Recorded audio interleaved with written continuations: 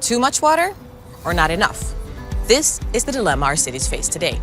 Most cities were not designed to handle the current climate and environmental challenges of flooding, heat stress, and water shortages.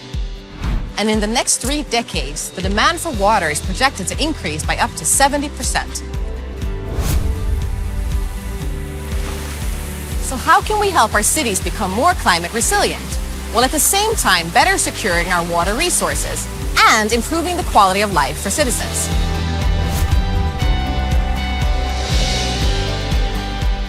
Today, I want to show you how, together, we can turn these challenges into opportunities when we see water differently. In many cities, rainwater is redirected from the streets, sent down the drain, and moved away from the city.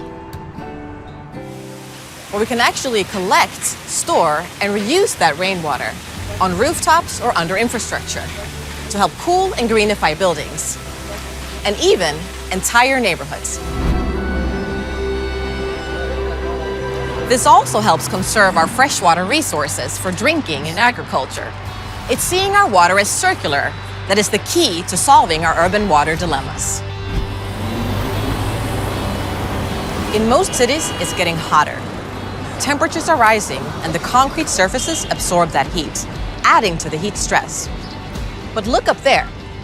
Where others see empty roofs, I see space for all-natural, citywide air conditioning powered by lush gardens and greenery. But it's not simply the green that will cool our cities. It's water.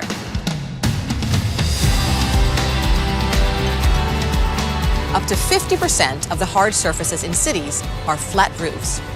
So, when we see water differently, we also see that half of our buildings could be thriving ecosystems, nourished with rainwater, captured and reused on the roof itself. And looking down upon the city, where others see busy streets, I see a perfect setting for trees that have the power to cool down our neighborhoods.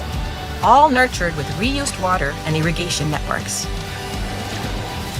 With more trees and green roofs, we can help keep our cities cooler and make everyone living in them happier.